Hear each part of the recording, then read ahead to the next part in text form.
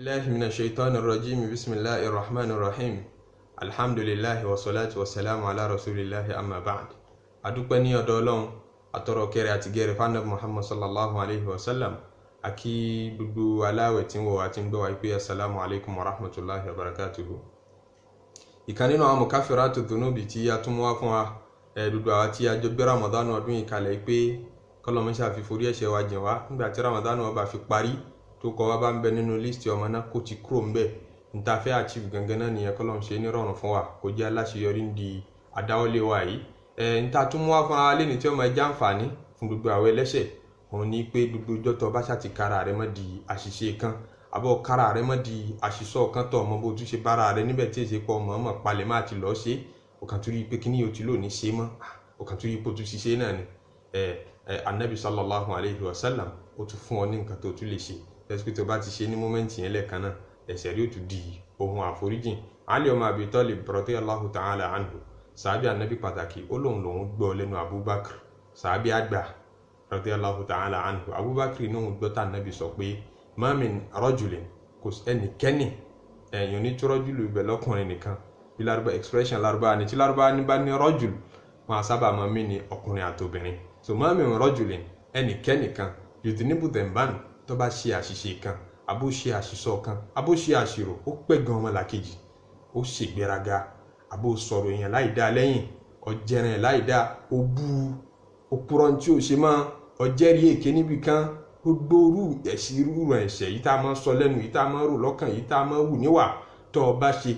ní mọ́mẹ́ǹtì tó ṣe lẹ́ẹ̀kan náà yẹn tó wá realize pé tí mo dẹ̀ ṣe yí ọ̀dà o kò dẹ̀ kí n ṣe báyìí kò yẹ kí n sọ báyìí o thumma yaqumu kò dẹ̀ dìde lẹ́ẹ̀kan náà fayatatahhar kó ṣàlùwàlá thumma yusalli kó wá kírun thumma yastaghfirullah lẹ́yìn tó bá kírun rákà méjì tán kó máa ṣe astaghfirullah kó máa wá sọ fọ́lọ́run pé Ọlọ́run dákun forí tí mo ṣe yìí jìn mí mo ti mọ̀ pé tí mo ṣe yìí ọ̀dà Ọlọ́run mo mọ̀ pé tí mo ṣe yìí ó dùn mọ́ forí ẹ̀jìn mi tó bá lè ṣe bẹ́ẹ̀ Ànábì ní sọ̀rọ̀ ó ní ẹni bá lè ṣe bẹ́ẹ̀ illa ghafarallahu lahu mọ́mẹ́ǹtì tí bá ti ń tọrọ àforíjìn Ọlọ́run ó dẹ̀ foríjìn pé nígbà tó ti ṣe tó dẹ̀ ti mọ̀ pé tó ṣe yẹn ọ̀dà tó ti padà wá sọ́dọ̀ èmi Ọlọ́run máa tún gbà ẹ́ lẹ́rú padà tọrọ máa nù lé ní kì í pẹ́ ń ta lẹ́ẹ̀kan náà tó bá ti rí aláìsí pé tó ń ṣe ọ̀dà ó ti padà sọ́dọ̀ Ọlọ́run ọba rẹ̀ Ọlọ́run náà ti tẹ́wọ́ gbà. Ànábì wa sọ̀rọ̀ ìtàn hadisi Imam Ahmad ló gbà wá nu Musnad wa faladi stọpọ gbà wá. Ànábì wa ní ẹ̀yin orí ni tẹ́fì mọ́ pé tí mò ń sọ bó ti rí náà nìyẹn ọ̀rọ̀ Ọlọ́run tó sọ nù Kùránì náà mò ń tù ọ̀rọ̀ Ọlọ́run tó sọ nù Suratu Ali Imran tó ní wasari'u ila maghfiratin min rabbikum ẹ̀yin ènìyàn sì ti sálápá ń tètè ẹ sáré ila maghfiratin min rabbikum ẹ tètè sáré ẹ ṣojú kòkòrò àforíjìn Ọlọ́run ọba yín káwé yìí tó parí ìwọ náà dùbò ti ra àforíjìn mọ́ dẹ́ra lẹ̀ èyí tá à ń sọ látijọ́ yìí kì í ṣàwàdà ìwọ náà máa dán wò má jẹ́ ó kéré lójú rẹ̀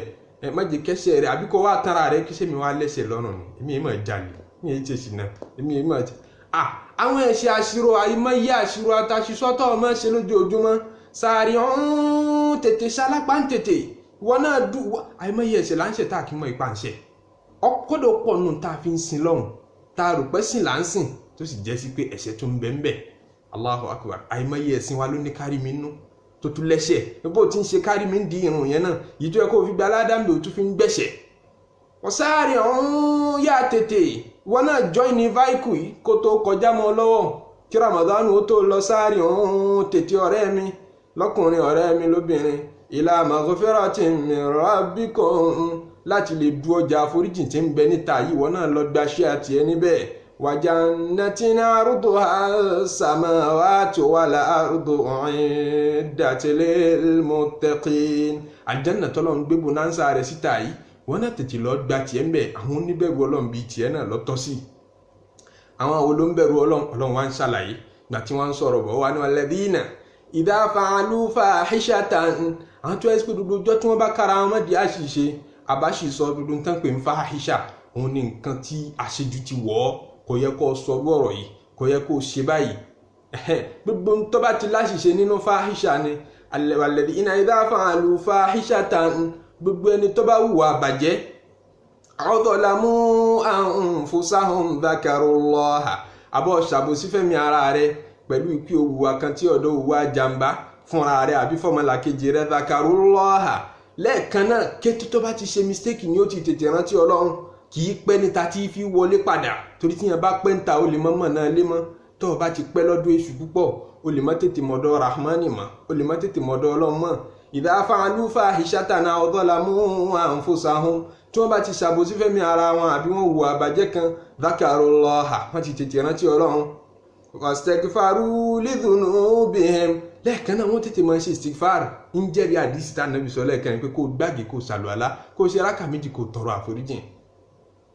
wàlámù yusirru ala ma fa'alu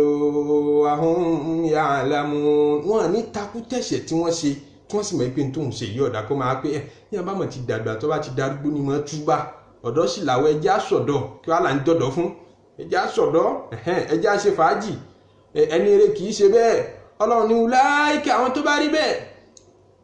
jazaohum maghfiratun tẹ́mi náà fi san wọ́n lẹ́san ní pé wọ́n tiẹ̀ ń padà wọ́n realize pé táwọn ṣe ò dá wọn ń padà wá sọ́dọ̀ èmi ọlọ́run ní tí ń fi san wọ́n lẹ́san ní pé màá foríjì wọn maghfiratun min rabbihim wa jannatun tajri min tahtiha al-anhar àtàwọn àlìjánà tákìrìmọdò ń sàn lábẹ́ òun lèmi náà fi compensate wọn khalidina fiha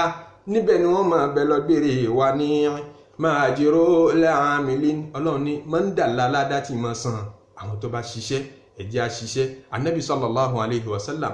tí ń fi parí ẹ̀ nínú hadith tí ó jó yé wa pé àwọn màláìkà méjì ní tẹ̀lé gbogbo wa bá ti pọ̀ tó yìí káàkiri ló dá màláìkà méjì ní ìkan kọṣẹ́ àìdá ìkan kọṣẹ́ tó dáa èyí tí ń kọṣẹ́ tó dáa wà lápò ọ̀tún èyí tí ń kọṣẹ́ tí ọ̀dà ń bẹ lápò òsì wọ́n gbogbo ọjọ́ tó bá ti ṣẹ̀ tó bá ti wà àìdá àbọ̀ sọ̀rọ̀ àìdá màláìkà tí ń bẹ lápò òsì tó fẹ́ kọ́ kalẹ̀ màláìkà tí ń bẹ lápò ọ̀tún máa sọ fún pé rọwọ́ díẹ̀ náà má ti kọ́ tó bá ṣiṣẹ́ tó dáa òun ti kọ́ kalẹ̀ lẹ́ẹ̀kan náà yóò fi kọ́ 10 ẹyọ̀kan ló ṣe 10 ni yóò fi kọ́ tó bá wà ìdá ẹyọ̀kan náà wọ́n fi kọ́ àmọ́ kan tó kọ́ náà wọ́n tún lọ́ra màláìkà tí ń bẹ lápò tó mọ advice kejì pé mọ́ ti kọjá wò bóyá yóò tọrọ àforíjìn